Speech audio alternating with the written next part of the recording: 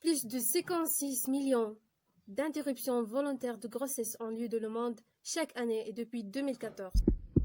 Un peu moins de la moitié étaient des avortements à risque. 88% des avortements se pratiquent dans les pays en développement. Cette controversion et grande différence entre les opposants et les partisans de l'avortement est basée sur un ensemble de considérations médicales, socialement culturelles, religieuses et légales. Alors, est-ce que l'avortement est un droit ou un crime? Est-ce qu'il est un droit de la femme de disposer de son corps? Ou bien cet embryon est considérable comme un être humain dès sa formation, donc il a tous ses droits, dont le plus important est le droit à la vie. La problématique est donc entre le droit de choisir et le droit à la vie. Bonjour mesdames et messieurs, le débat d'aujourd'hui portera sur l'avortement. Pour cela, nous accueillons Monsieur Joanzinho Lombunde Elsan, Mademoiselle Sabir Oumaima, Monsieur Mousseneza Aimable et Monsieur Ayoub. Bonjour tout le monde. Nous commençons donc notre débat par un petit rapport sur le sujet. L'avortement désigne l'expulsion d'un embryon ou d'un fœtus avant 6 mois de grossesse. L'avortement peut être volontaire, médical ou spontané. L'interruption volontaire de grossesse ou IVG est un acte médical qui consiste à mettre fin à une grossesse non désirée. Il en existe deux types. L'IVG médicamenteuse, on provoque un avortement avec un médicament anti-hormones, et l'IVG chirurgicale, qui est un avortement par aspiration du contenu utérin. L'IVG doit être réalisée avant la 12e semaine de grossesse. L'interruption médicale de grossesse, ou IMG, est pratiquée lorsqu'une anomalie grave est constatée ou dans le cas de pathologies lourdes mettant en danger la santé de l'enfant et ou de la mère. Pour cela, on procède soit à une opération chirurgicale sous anesthésie, soit à une méthode d'expulsion médicamenteuse. L'avortement, enfin, peut être spontané. On parle alors de fausse couche.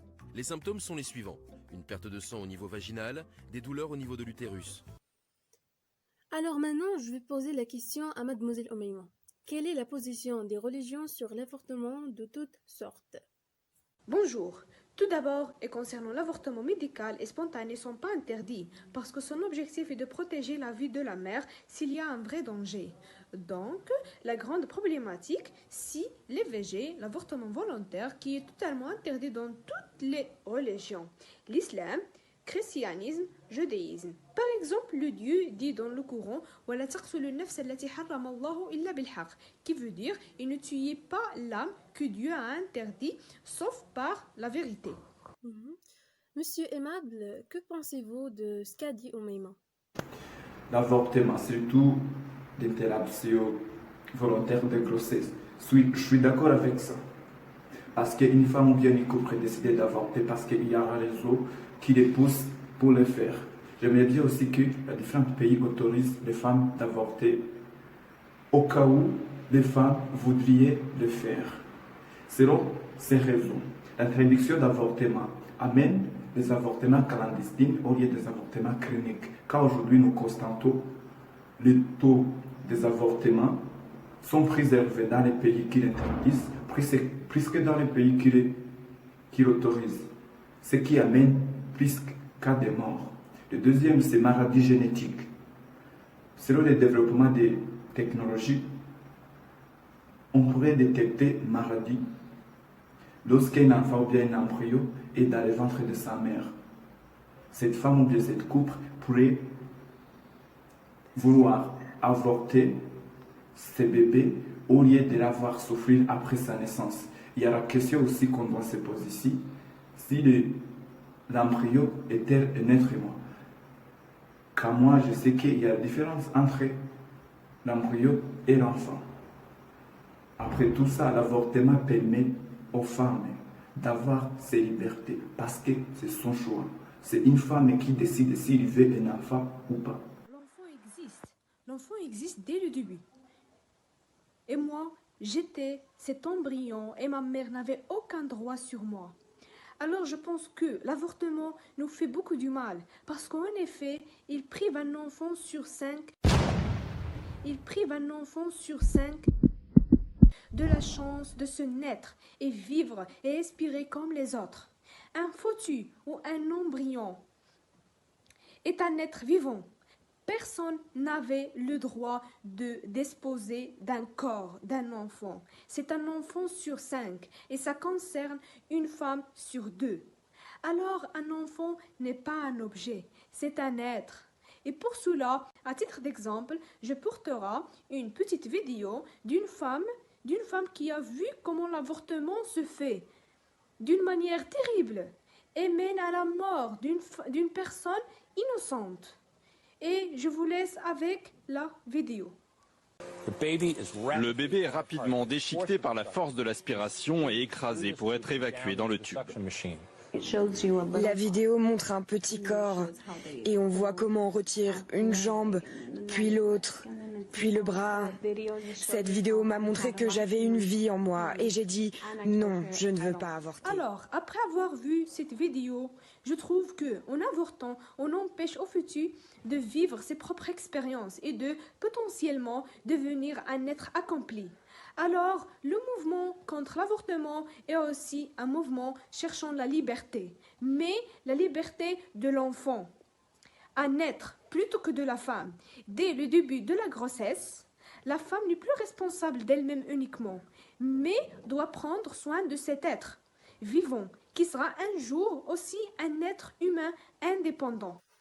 Donc, mademoiselle Omeima voit que l'embryon est considérable comme un être humain dès sa formation. Alors, monsieur Elson, est-ce que tu partages la même idée avec mademoiselle Omeima? Merci de m'avoir posé cette question. D'après certains études scientifiques qui ont été menées au cours des années, et après l'avancement de la technologie, on a pu vérifier que la vie humaine commence à partir de l'union d'un ovule et un spermatozoïde. Et qu'à partir de ce moment précis, le résultat n'est ni plus ni moins qu'un être humain. Il est aussi vérifié que cet être humain possède un ADN unique et qu'il est déjà inscrit qui et comment il sera tout au long de sa vie. Sexe, couleur des yeux, couleur de cheveux, etc. C'est pour cela, même que les activités anti-avortement s'y accordent sur le fait que le droit de la vie sera toujours au-dessus du droit à décider, et ils s'accordent aussi en ce que tous les êtres humains ont le droit à décider sur son corps, mais pas sur le corps d'autrui. Grâce à la science, qui a permis de prouver que l'être humain en gestation est un organisme humain différent de sa mère et que la placette ne fait pas non plus partie de la femme, mais est un organisme qui a été créé par le feu pour pouvoir survivre.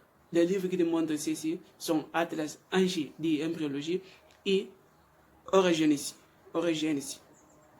Selon cette opinion, si le droit de la vie est relatif, alors tous les droits sont relatifs. Donc, je vois que nous devons traiter strictement ces phénomènes et l'interdire, car c'est un crime contre l'être humain. Je passe la parole à monsieur Ayoub. Monsieur Elson a dit, pour lutter contre ce phénomène, il faut l'interdire. Est-ce que tu es d'accord avec lui? Je ne suis pas d'accord avec vous, monsieur Elson, parce que de resserrer les lois n'est pas une solution, mais juste le contraire. Il peut contribuer à une double propagation de ce phénomène. Comme monsieur Aimable a dit, nous sommes ici au Maroc, un pays qui est en position symbolique de prohibition de l'avortement. Les femmes qui sont riches, qui ont les opportunités, ont les contacts dans les cliniques pour pouvoir avorter. Les autres, ce sont des avortements clandestins. C'est comme une femme décide d'avorter, le fait en n'importe quelle condition. C'est quoi des avortements clandestins? Ce sont des produits chimiques, des aiguilles entre les cuisses, ce sont des coups de pied dans les ventres, à tout un marché de charlatans. Il y a 22 des femmes dans le monde d'avortements clandestins et 40 000 femmes dans le monde qui meurent des suites d'un avortement clandestin. Et je ne parle même pas des femmes prisonnières. Il y a encore eu le cas de Berlin, qui est une femme en Argentine qui était en prisonnier pour ça.